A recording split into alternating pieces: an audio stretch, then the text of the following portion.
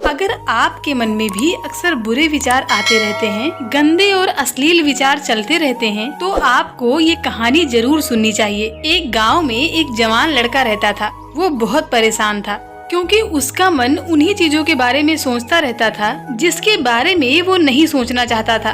वो अपनी छोटी छोटी क्षणिक खुशियों के लिए अपना पूरा दिन बर्बाद कर देता था और फिर बाद में इसके लिए पश्चाताप करता था। और वो ना चाहते हुए भी अगले दिन उन्हीं आदतों को दोहराता था। वो अपने माता पिता का इकलौता लड़का था। माता पिता धीरे धीरे बूढ़े हो रहे थे और वो जवान, लेकिन वो ऐसा कुछ भी नहीं कर पा रहा था जिससे उसके माता पिता को उस पर गर्व हो। वो इस बात को जानता तो था कि वो अपने जिंदगी और समय के साथ गलत कर रहा है, लेकिन वो बहुत कोशिश करने के बाद भी खुद को नहीं बदल पा रहा था। वो अपनी समस्याओं के बारे में दूसरे बड़े लोगों को बताता था और लोग उसे तरह तरह के सुझाव भी देते थे, लेकिन फिर भी कुछ भी बदलाव नहीं आ रहा था। अब तो उस लड़के को भी लगने लगा था कि उसका बाकी का जीवन इसी मानसिक बोझ और बुरी आदतों के साथ ही बीतने वाला है। इसीलिए वो अब बहुत उदास और परेशान रहने लगा था। एक दिन वो ऐसे ही विचारों में खोया हुआ गांव के बाहर तालाब के किनारे बैठा हुआ था। तभी उसका एक मित्र पीछे से भागता हुआ आया और बड़ी ही उत्साह के साथ उसके कंधे पर हाथ रखकर बोला, मित्र, मुझे तुम्हारी सभी समस्याओं का समाधान मिल गया है। अपने मित्र के मुँह से ऐसी बात सुनकर वो बहुत खुश हो जाता है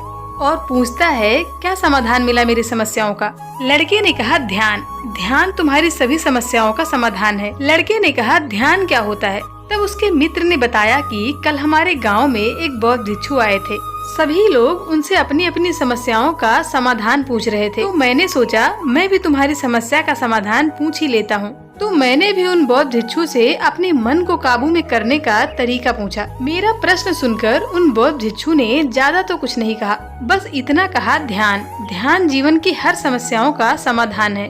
मैंने सोचा कि तुम्हें ध्यान के बारे में पता होगा, इसीलिए मैंने उन बौद्ध भिक्षु से ध्यान के बारे में ज्यादा कुछ नहीं पूछा। अपने मित्र की बात सुनकर उसने कहा, मुझे उन बौद्ध भिक्षु से मिलना है। वो लड़का और उसका मित्र दोनों उन बौद्ध भिक्षु को ढूंढने निकल पड़ते हैं। बहुत प्रयास करने के बाद उन्हें दूसरे गांव में एक पेड़ के नीचे ध्यान करते हुए बौद्ध भिक्षु मिलते हैं। वे दोनों उन बौद्ध भिक्षु के पास जाकर बैठ जाते हैं और उनकी आंखें खुलने का इंतजार करते हैं। थोड़ी देर बाद जब बौद्ध भिक्षु अपनी आंखें खोलते हैं तब वे दोनों उन्हें प्रणाम करते हैं और कहते हैं, आपने ये तो बता दिया कि ध्यान जीवन की हर समस्याओं का समाधान है, लेकिन आपने ये नहीं बताया कि ध्यान है क्या? बौद्ध भिक्षु ने कहा, ध्यान क्या है इसको मैं शब्दों में समझा पाऊँ इतना मेरे में सामर्थ्य नहीं, लेकिन अब क्योंकि तुम लोगों ने प्रश्न किया है तो मुझे कुछ न कुछ तो बताना ही पड़ेगा। तो सुनो, ध्यान का मतलब है ना कोई प्रश्न, ना कोई उत्तर, ना कोई विचार और ना ही कोई भावना।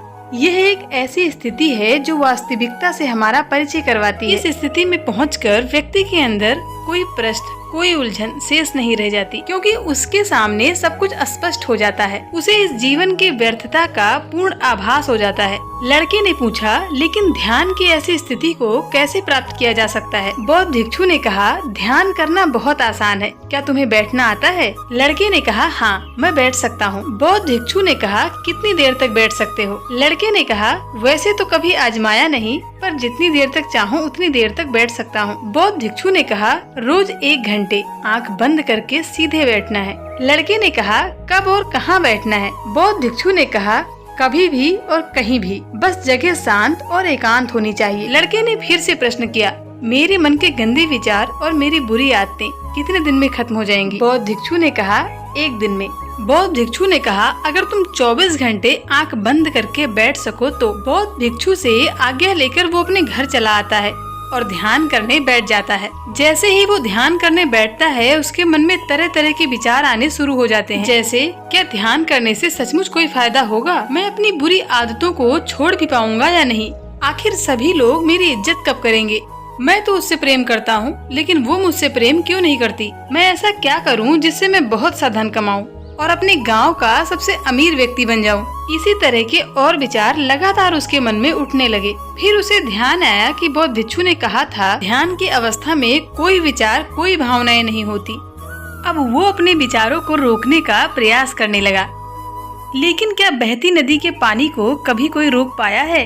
वो लड़का भी अपने विचारों को नहीं रोक पाता है और अपनी आंखें खोलकर बैठ जाता है और सोचता है कि अब तक के जीवन में बहुत से काम किए, लेकिन इतना मुश्किल काम कभी न किया था। और वो बौद्ध भिक्षु बोल रहे थे कि ध्यान करना तो बहुत ही आसान है। वो लड़का उन बौद्ध भिक्षु से मिलने दोबारा अपने घर से निकल पड़ता है और उनके पास पहुंचकर कहता है, आपने तो कहा था ध्यान करना बहुत ही आसान है, लेकिन ये तो मुझे दुनिया का सबसे मुश्किल काम लग रहा है। मेरे बहुत प्रयास करने के बाद भी मेरे मन में विचार उठने बंद ही नहीं हो रहे हैं। बौद्ध भिक्षु ने कहा, तुमसे विचारों को रोकने के लिए किसने कहा है? लड़के ने कहा, तो फिर विचार रहित स्थिति कैसे प्राप्त होगी? आपने तो कहा था ध्यान में कोई विचार, कोई प्रश्न नहीं होते। बौद्ध भिक्षु ने कहा, हमारे दिमाग में बहुत से विचार जन्म लेते हैं और मरते हैं, लेकिन हमारा मन उनमें से किसी एक विचार को पकड़ लेता है और फिर उससे जुड़े विचारों के बारे में सोचता चला जाता है। इस तरह से हमारा मन विचारों के इस जाल में उलझ जाता है और हम भूल जाते हैं कि हम क्या कर रहे थे।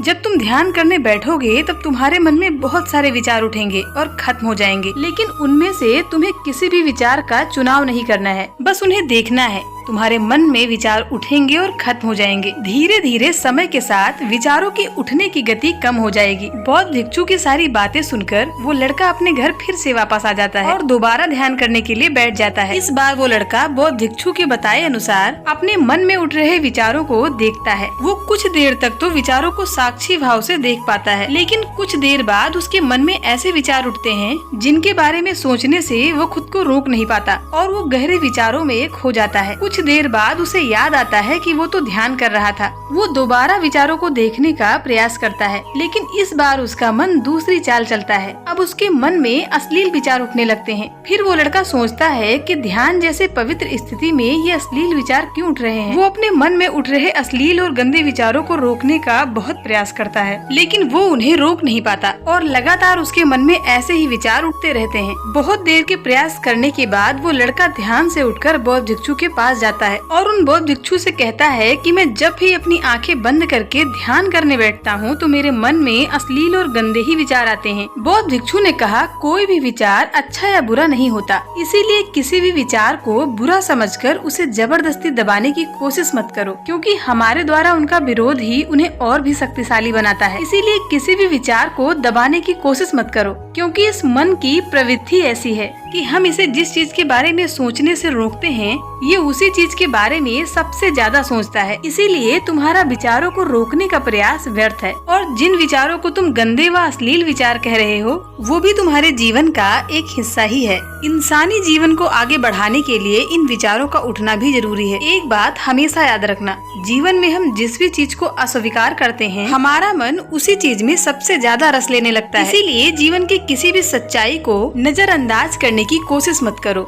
हर चीज को स्वीकारो, तभी तुम उनसे मुक्त हो पाओगे। लेकिन इसका मतलब ये नहीं कि तुम हर समय काम वासना के विचारों में ही डूबे रहो। तुम्हें इस बात को समझना होगा कि काम वासना हमारे जीवन का एक छोटा सा भाग मात्र है, पूरा जीवन नहीं। तो जीवन के इस पहलू को भी स्वीकारो और आगे बढ़ो, क्योंकि इस जीवन में इससे आगे भी बहुत कुछ जानने के लिए है। लड़के ने कहा, लेकिन हमारा मन हमारे साथ इतनी चालें क्यों चलता है? क्या हमारा मन ही हमारा शत्रु है? बौद्ध भिक्षु ने कहा, नहीं, मन हमारा शत्रु नहीं है। ये तो बस उन्हीं चीजों का अनुभव करना चाहता है जिसमें इसे आराम मिले। इसीलिए जब हम कोई ऐसा काम करते हैं जिसमें शुरू में ही आनंद नहीं मिलता, तो हमारा मन उस काम को करने से विरोध करता है। बौद्ध भिक्षु ने आगे कहा, अगर तुम अपने मन के इन गंदे विचारों को खत्म करना चाहते हो तो अपनी आदत बदलो। और आदतों को तुम तभी बदल सकते हो जब तुम्हारा मन तुम्हारे काबू में होगा, और तुम्हारा मन तुम्हारे काबू में तभी आएगा जब तुम खुद को जानोगे, जब तुम स्वयं का अनुभव करोगे, जब तुम ध्यान का अनुभव करोगे। इतना कहकर बौद्ध भिक्षु खड़े हो गए और एक हल्की सी मुस्कान के साथ उस लड़के के सर पे हाथ रख दिया। इसके बाद उन्होंने अपना भिक्षा पात्र उठाया और वहाँ से चले गए। वो लड़का उन बौद्ध भिक्षु को जाता हुआ देखता रहा, लेकिन अब वो बहुत खुश था, क्योंकि उसे उसकी समस्याओं का समाधान मिल गया था ध्यान के रूप में। वो समझ चुका था कि उसे हर रोज अब ध्यान के लिए बैठना है और उसे अपने आते जाते विचारों को देखना है, लेकिन किसी भी विचार को पकड़ना नहीं है। समय के साथ वो विचार खुद ही गायब होते चले जाएंगे। साथ ही वो इस बात को भी समझ गया था कि कोई भी विचार अच्छा या बुरा नहीं होता, विचार सिर्फ विचार होता है। इसीलिए विचारों का विरोध करना व्यर्थ है।